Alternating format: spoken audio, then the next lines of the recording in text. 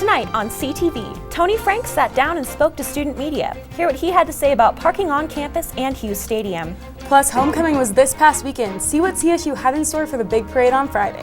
And later, we take a look at a local costume shop that has all your Halloween needs. All this and more on CTV.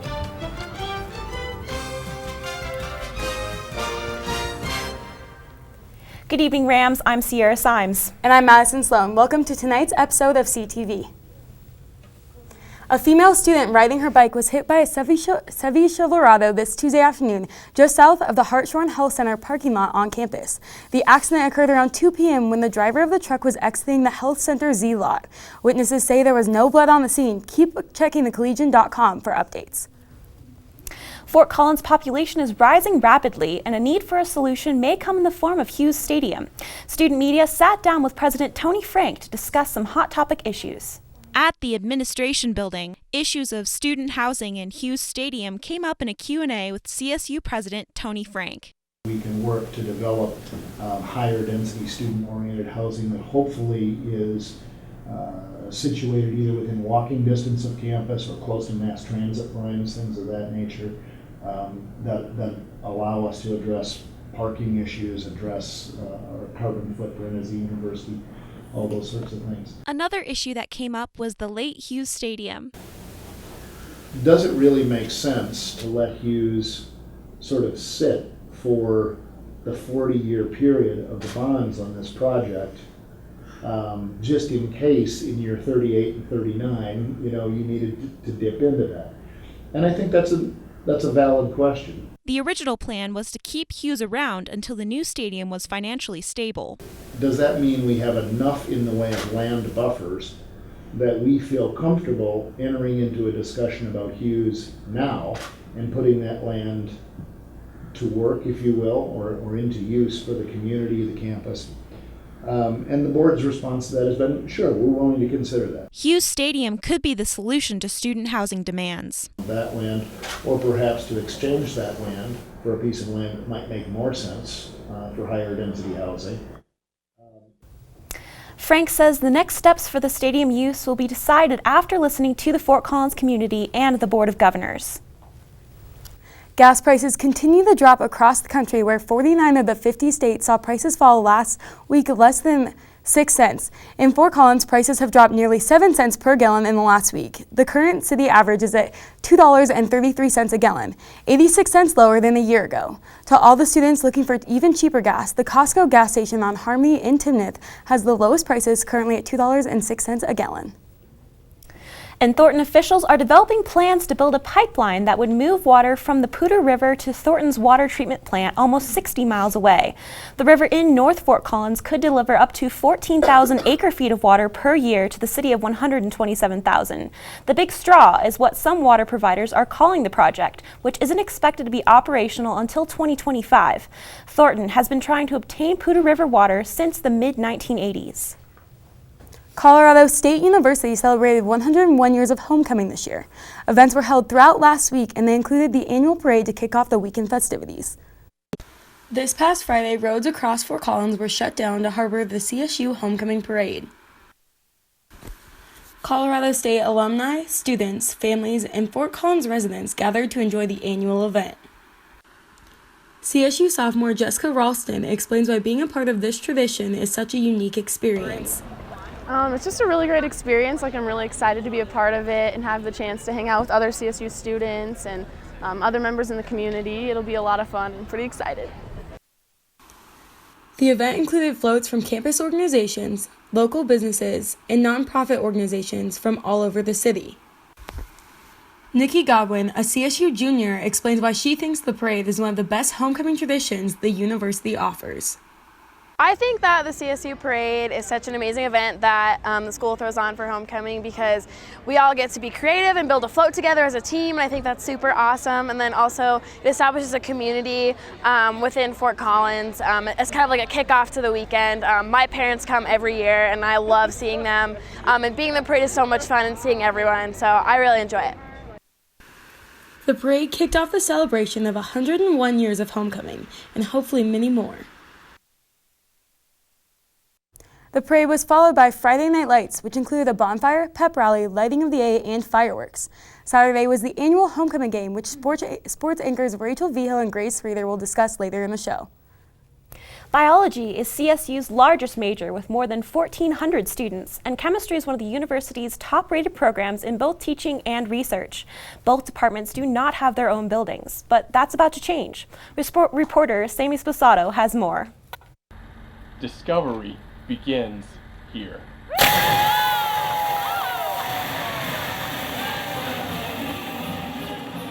Last Thursday, CSU hosted a groundbreaking ceremony for two new science-related buildings.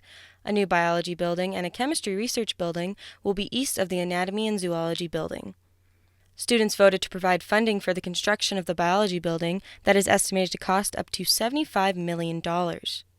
While the lab-intensive chemistry building will have some funding from the state, the estimated cost is up to $65 million. Although construction has begun, there's still a ways to go for the money. We still have a ways to go. So I'll be on the road fundraising, both departments will be fundraising, and we hope to have these be the most remarkable buildings on campus. The entire biology program will move from its current location in the anatomy and zoology building to the new facility. Located right behind me will be the new biology building at 152,000 square feet, and right next to it, the new chemistry building at 61,000 square feet. The biology building will be a student-focused environment with classrooms and student meeting areas. The chemistry building will be additional space for the chemistry department and will be dedicated to synthetic chemistry research.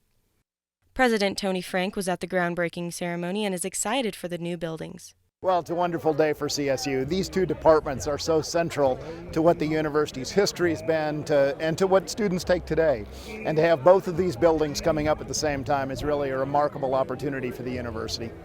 Both buildings will be completed and moved into by fall of 2017. Sammy Sposato, CTV News. Along with the chemistry and biology buildings under construction, the new football stadium is being built, as well as repaving of the bike racks near the LSC. After the break, weather anchor Elizabeth Prossi will have the latest on Fort Collins weather.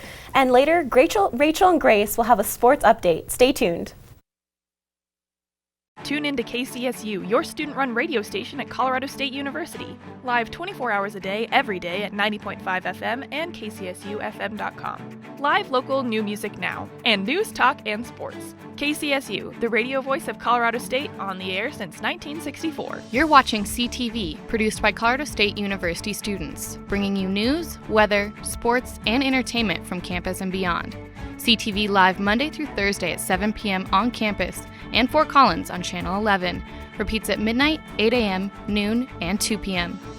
The Rocky Mountain Collegian is your student-run news and information platform. Pick up your paper on campus or around Fort Collins Monday through Thursday with special editions Fridays. And check out collegian.com anytime for all the latest updates. News, sports, entertainment, opinion, and more. The Rocky Mountain Collegian, serving Colorado State since 1891.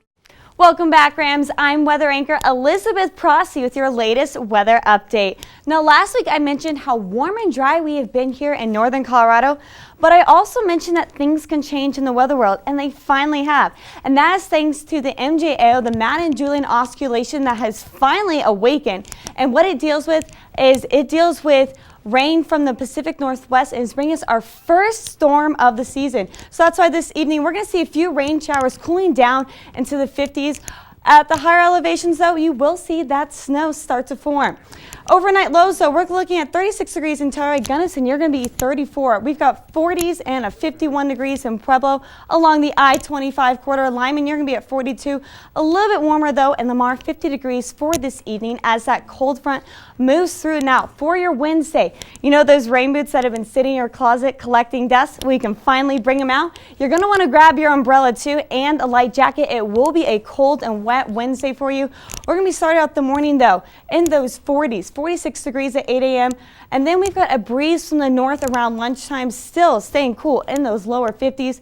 By the afternoon, then, we will be clearing up with the rain, but the rain will not be going away just yet. Grand Junction, tomorrow, your high is 67 degrees. Last week, it was 80 degrees. Denver, your high is 52. Last week, you were also 80 degrees as well. So you can say sweater weather has finally arrived here in Colorado with this arrival of that cold front. We're looking at 57 degrees in Pueblo, 51 degrees in the Springs, a little bit warmer out on the Eastern Plains. Tomorrow you're looking at 61, Burlington, a little bit warmer. A little bit cooler, 59 degrees. So looking ahead to your 7-day forecast, we're going to keep rain in the forecast for tomorrow. And then Thursday and Friday, we will have a chance of an afternoon thunder shower, both in Thursday and Friday. But the good news is we're going to be warming up for your weekend, and that sun is going to pop back out. Highs in those 60s for your Saturday and Sunday. And of course, Monday, the clouds are coming back in.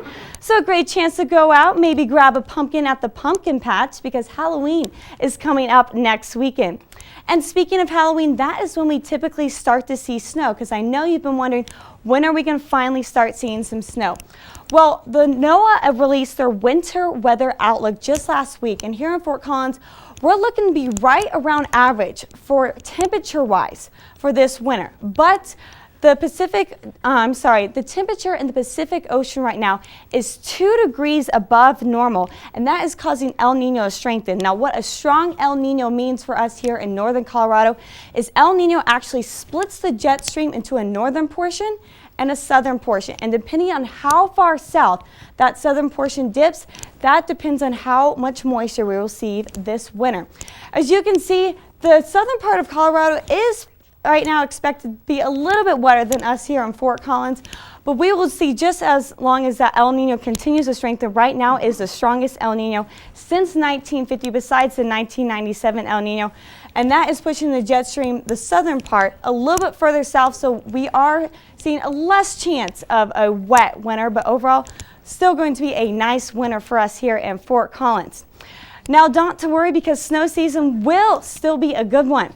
Now, coming up after the break, Double Trouble will be back with a fun twist on your CSU sports. We'll be right back.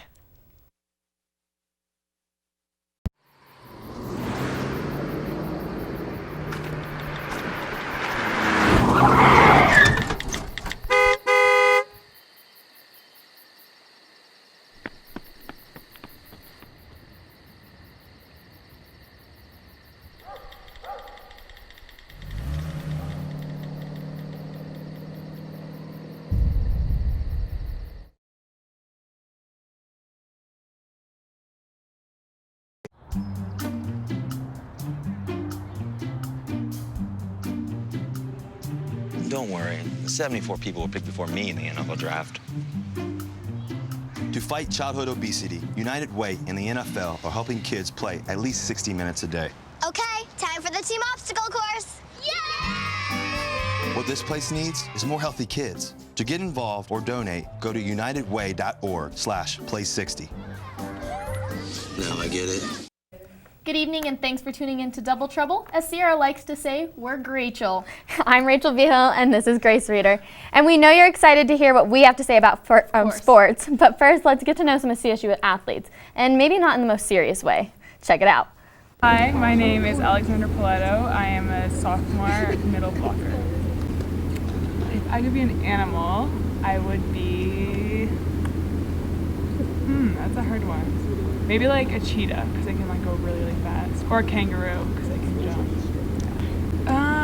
Usually spend like 30 minutes in the training room, like stretching, rolling out, that kind of stuff. And then we do like go back to the locker room, like someone does my hair always. And then I always eat dark chocolate before the game, I don't know why. And then we have like a dance off and all that stuff in our locker room. Either The Lion King or The Little Mermaid, just because Ariel's really pretty. Carrie Walsh is my volleyball inspiration, 100%. She is awesome, and like since I was a kid, I want to be just like her because she's like my height, like plays beach volleyball and indoor, and like she's perfect, basically. Well, she's awesome. She's the sweetest girl, too. I love talking to her. Fair enough. On Saturday, the Rams football team took home the Ram Falcon Trophy. The Rams beat Air Force 38-28 in this one. Rachel, we obviously have to talk about that much-debated quarterback position. Nick Stevens played in this entire Air Force game. What does that mean going into the season? I don't know. I loved it. I loved having one quarterback out there the entire time.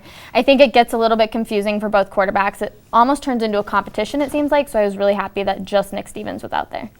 Absolutely. I also think that it was nice that he has confidence going into this bye week. He had almost 300 yards against Air Force, who's a very tough team, a very tough defense. So I think he's going to have confidence, especially going into those next 2 Mountain West games. So I think that's nice going into that. Mm-hmm. And usually at this time of the year, we're raving about Hollywood Higgins. What do you think? We haven't seen a lot of him. I think he's probably going to go into the NFL next year, so they're reining him back a little bit. He's obviously targeted by the defense when we go play other teams. So they're probably just trying to not let him get hurt. Plus, he's been sick this season. He had that high ankle sprain as well. Yeah, and everybody's double teaming him. All of the teams we play, they're always trying to get on him. So I definitely think that's a good thing for us. It means we have a very talented wide receiver. But yeah, he has not gotten as many yards as he usually does. And a wide receiver that we did see quite a bit of was Joe Hansley. He averaged 75 yards, which is 1 more than Richard, so he's obviously doing well. He had 8.1 yards a carry, a career high 2 touchdowns as well. He did really well going into this game. He certainly stepped up as a leader for this team, which is nice, especially because Richard hasn't gotten as many touches in. So that was nice to see from him.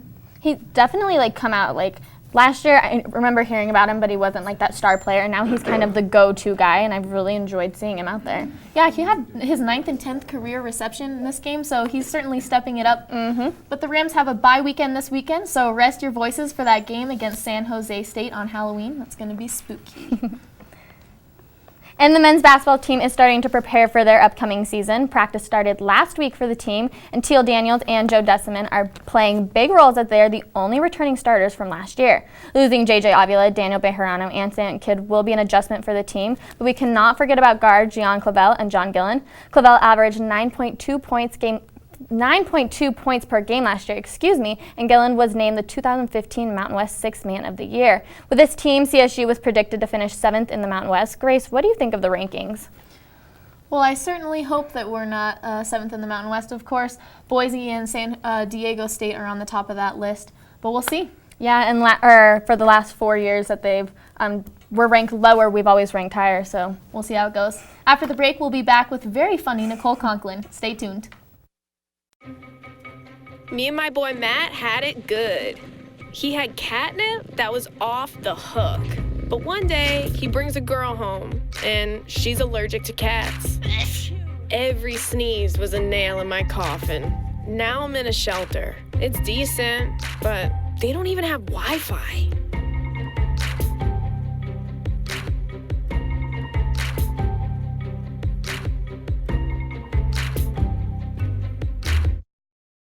Hello and welcome back, everyone.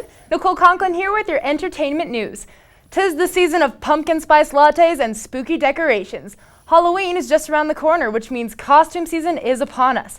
Having trouble coming up with a costume? Fear not. News anchor Sierra Symes and I decided to dress up at a local costume shop.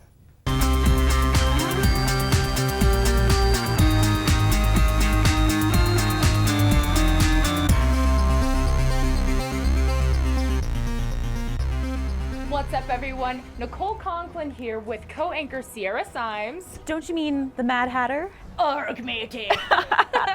We are here at the Life of the Party costume shop here in Fort Collins. That's right. We are going to try on some costumes to show you one of Fort Collins' local gems and what they have to offer for Halloween. Let's take a look. Life of the Party is locally owned and operated here in Fort Collins. It offers quality products such as costumes, makeup, and other theatrical props. The shop also offers special effects tutorials for a do-it-yourself kind of person who wants to create their own masterpiece. If you are looking for a costume that has more bang for your buck, look no further. We're not traditionally a Halloween store, we're a theatrical store, so we sell costumes, makeup, wigs, just everything for theater and raves and dancewear, stuff like that. So why adventure into a theatrical costume shop instead of a pop-up Halloween store? So most of the Halloween stores are going to sell very low-end products, especially with makeup and things like that. It's going to be greasy makeup. We carry a whole different line, Maron, Ben Nye, things like that are more professionally used in industry, special effects type stuff, and they're not going to cater to that market. Our costumes are going to be a little bit more mid to higher end range. It doesn't always mean price-wise, but the quality is going to be significantly different. If you're having trouble coming up with a costume idea for this year, there are some easy ways for students to create classy costumes that stay within their budgets. Creativity takes you a long ways with costumes, and we just see pretty amusing things. But really, accessories, you can kind of build your own. So, find the right hat. With Halloween less than 2 weeks away, be sure to find a costume soon. There are several local costume shops around Fort Collins that specialize in theatrical quality products, so stop by one for some awesome ideas. I know Halloween is an exciting time, but we all need to keep our heads in the game and get through the first semester of school. Are midterms and the daily school grind getting to you? If so, it's time for a midweek boost. Tomorrow at the Rams Keller, there will be live folk band called the 14ers performing from 2 to 4. It's all a part of the LSC Live, where every Wednesday from 2 to 4, local bands perform for free in front of the students and staff. From hip-hop to punk and country to indie rock, LSC Live provides a wide variety of highly talented Northern Colorado bands. Shows go through December 2nd, so be sure to check it out and support your local artists. Everyone at CSU is busy with work, school, and other activities, including the staff and faculty, while our CSU president, Tony, that is Dr. Frank, talks a lot about serious matters. He also spoke on one of the things that he's had to deal with as a Colorado State president, his selfie game. Charles Laurie dealt with a Spanish influenza epidemic. Bill Morgan dealt with the GI Bill and Old Main burning down, and whatever I'm dealing with, other people have been through it before. That's not true about selfies. They are unique to your generation. And people in my generation, at least I'll speak for me, I don't get it. So. Well, it looks like your selfie game is pretty strong to me, Tony. That's all the time we have tonight, Rams. Be sure to watch CTV every Monday through Thursday live at 7 o'clock on Channel 11 and on thecollegian.com. Have a good night, everyone.